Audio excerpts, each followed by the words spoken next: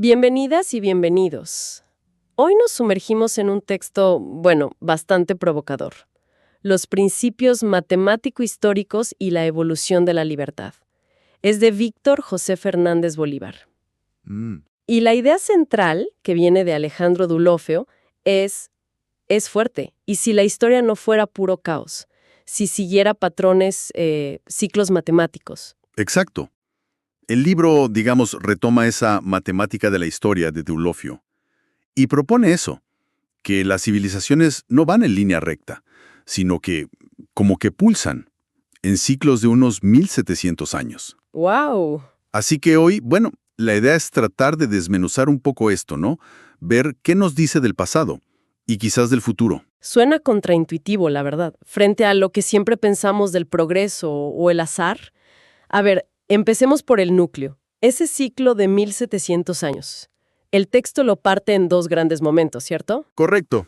Describe primero una época que llama de gran fraccionamiento demográfico. Dura unos 6 siglos y medio. Ajá.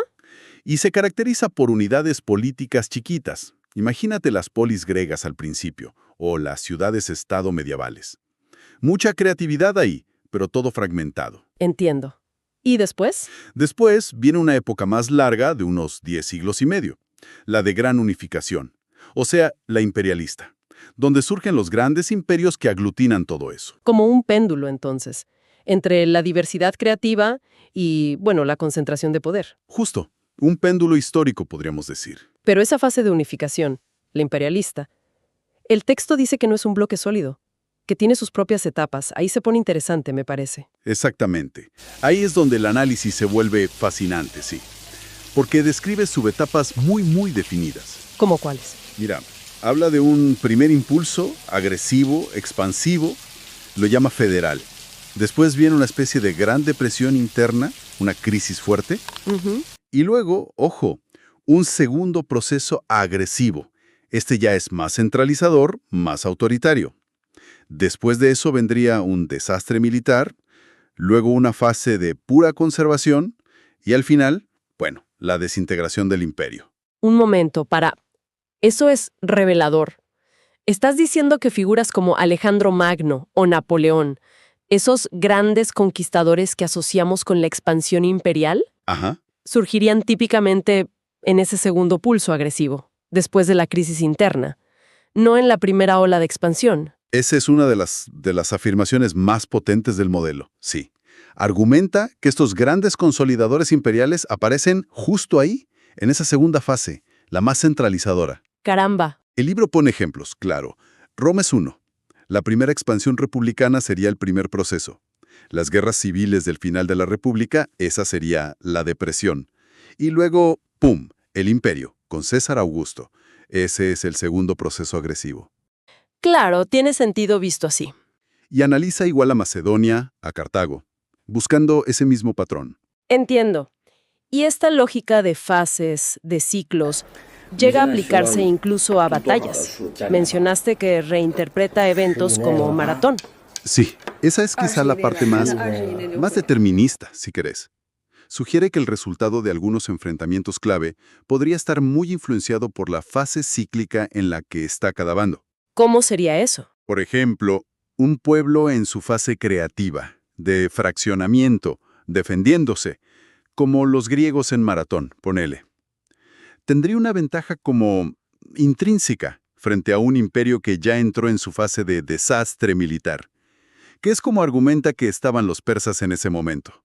Suena audaz, ¿eh? Atribuirle tanto peso a la fase del ciclo.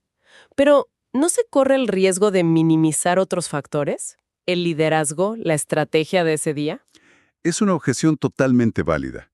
Y la teoría, no es que elimine esos factores, pero los pone dentro de un marco más grande. La fase cíclica crearía como un viento a favor o en contra, muy fuerte. Entiendo el matiz.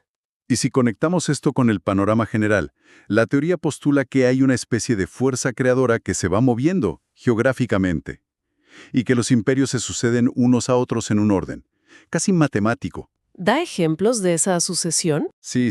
En Europa, por ejemplo, menciona una secuencia como Persa, luego Cartago, Macedonia, Roma. Y después, en un segundo ciclo, habla del turco, español, francés, inglés, alemán. Increíble. Si los patrones son tan regulares, tan predecibles, la pregunta cae sola. ¿Se puede prever el futuro? El libro se anima a hacer proyecciones sobre China, Rusia, Estados Unidos, hasta habla de una futura gran Colombia. Uf, ahí tocamos un punto crucial, que el propio Deulofeo y Fernández Bolívar discuten, ¿eh? ¿Saber esta ley histórica nos permitiría cambiar las cosas? Claro, esa es la gran pregunta. La idea, creo, no es tanto predecir el futuro exacto, sino más bien entender las tendencias profundas. Quizás, si comprendemos estos ciclos, podríamos, mitigar los conflictos. Usar la razón como querían pensadores que citan, como Bolívar o Napoleón. O sea, no es un destino inevitable. No necesariamente. Hablan de una ley oscilante en la evolución social, como 2 pasos adelante, 1 atrás. Eso sugiere que, a pesar de los ciclos, hay un progreso de fondo en la libertad.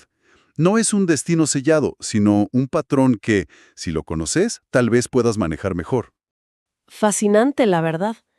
Entonces, para recapitular un poco, hemos visto una forma de entender la historia no como un caos, ni como una línea recta de progreso, sino más bien como un organismo, con ciclos vitales casi matemáticos que marcan el auge y caída de las civilizaciones. Y el eje de todo es ese ciclo de 1700 años, con sus fases internas. Exacto. Y nos deja con una reflexión, bastante profunda, ¿no? Si estos patrones cíclicos son tan fuertes, tan universales como sugiere el texto, ¿cuál es el verdadero espacio que le queda a la voluntad humana en la historia? Podemos, conociendo las reglas de este juego histórico, cambiar el tablero, evitar repetir los mismos errores. ¿O somos simplemente parte de un ritmo más grande? O somos, sí, como bailarines siguiendo una música cósmica que apenas empezamos a escuchar. Una perspectiva que sin duda da mucho para seguir pensando.